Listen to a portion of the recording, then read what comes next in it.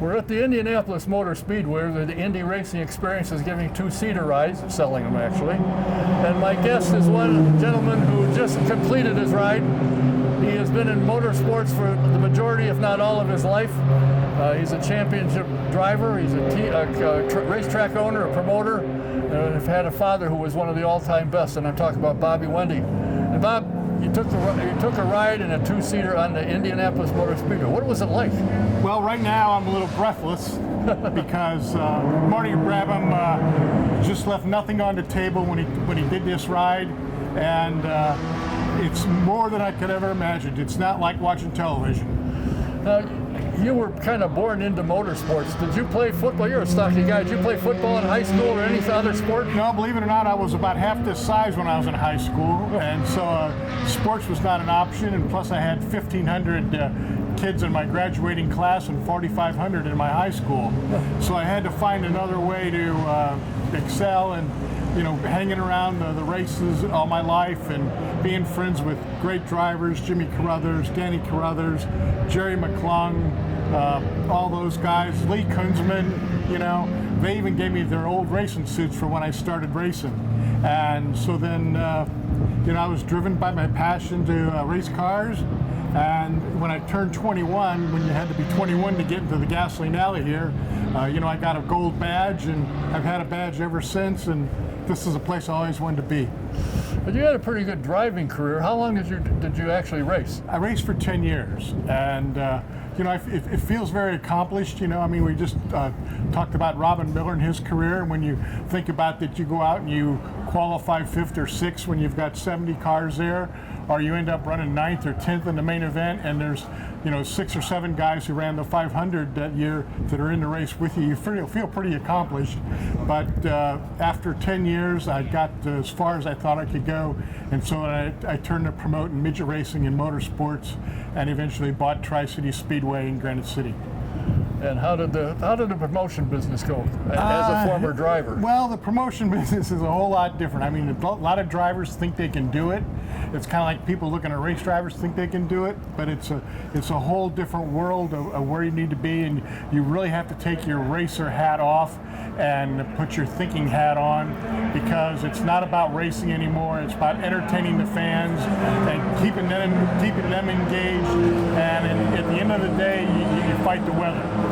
Now, your dad had an outstanding career. In fact, if I'm not mistaken, he won about 10% of every race he ever entered. That's right. He's third on USAC's all-time win list. He competed in over 750 main events throughout his career, and he won 77, so that's a pretty good track record.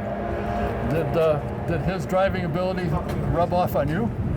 I hope a little bit did, but I had my brothers Michael and my brother Terry, and Terry went on to become, he was a racing Skull Bandit there for about 10 years, and he had a good career. I think he finished 3rd in USAC national points a couple times, and he was 2nd to Rich Vogler, I don't forget what year, 86 or 87, but he ran for 10 years, and then he decided to get into the bar and restaurant business. Was that a better move than getting into the promotion and racetrack business? I don't know. I used to tell him, I go, you drove race cars for 10 years and didn't get killed, but this bar and restaurant's going to kill you. You've told me, we've talked for about the last year, that this is something, taking a ride at the Speedway was something you really wanted and thought about. Did it live up to everything? Did he give you a good ride? It was beyond my expectation. Everybody here did such a great job, and they were different. Billy Throckmorton was calling me yesterday. Hey, you think this is going to go?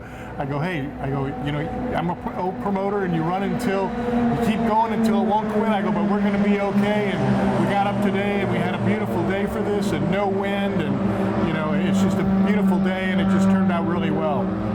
So what's next for Bobby Wente? What do you do now? Well, I think we're going to come back in May. and I got a buddy of mine, a really good friend, and he was with the executive security for the Illinois State Police, and he's a really wild kind of guy, and this is what we need to do I need to do this for him to settle him down. You think it'll work? I'm going to tell you what, we're all getting a little bit older now, but to move it up, this was going to be my birthday present next year when I hit a milestone year, but I couldn't wait that long, and they had an opportunity here in October, and the people at the Indy racing experience took care of it, and it couldn't have been better. Well, as a wild man you want to bring here, just remind her, if you're going to put him in a car, Oh yeah. well, remind him you can't get out of the seatbelt. You got to stay. You can't jump out of the car. But I will come back in May, and I'll do the drive.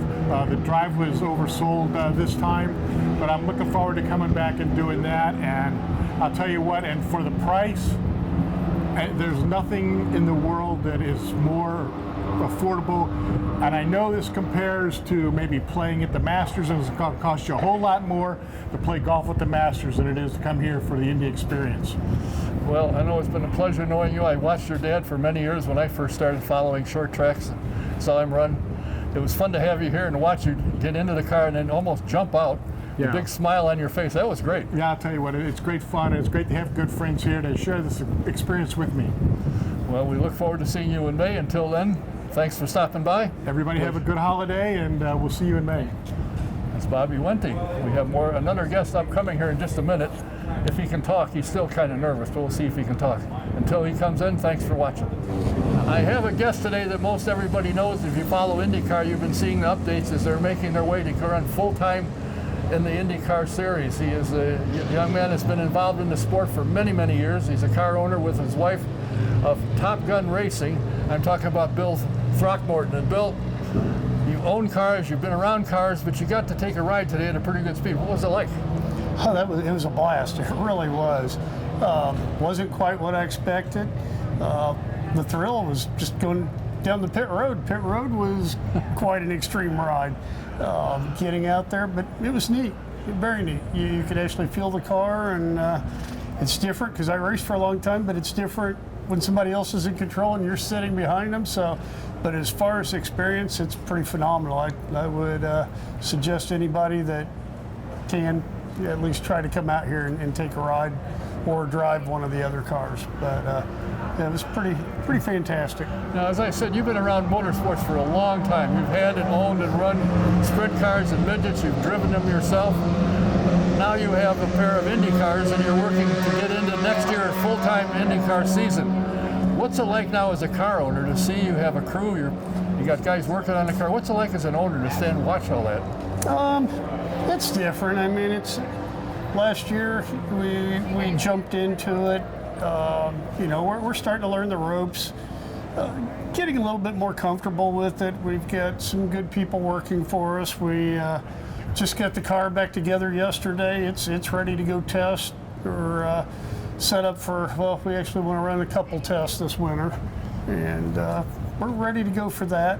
I'm not real sure that we'll be ready for a full IndyCar schedule. I'd like to run anywhere from 4 to 12 races. I think would be a good area for us to be in, and then build up the following year to possibly full time. Now, as an article by Jay Fry indicated, IndyCar team owners and teams are growing. They're expecting about 28 cars per race this year. Obviously, you don't run for free. I'm sure you're right now scratching around looking for more sponsorship. If somebody was interested as a company that's looking for exposure or get in somewhere where you can network and build a business, how do they get a hold of you to get a part of it? Well, it's easy to get a hold of us. You can reach myself or Stephanie at 317-979-3227, or the other number would be 317-371-0290. And that's an easy way to get a hold of us. We can talk to you. There's a lot of different ways we can make custom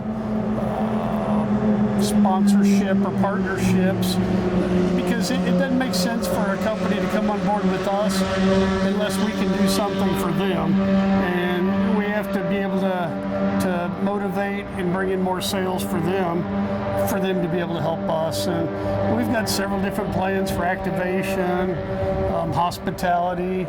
And, you know, I think we've got a lot of new, neat ideas that's a little different than the way everybody's done it in the past. And I think you're going to have to do that to move it in the future with IndyCar racing. Well, certainly it goes without saying, in the paddock area, you can do a lot of networking, a lot of businesses here that you can network with, and you never know what you'll run across. So yes, it's well worth it.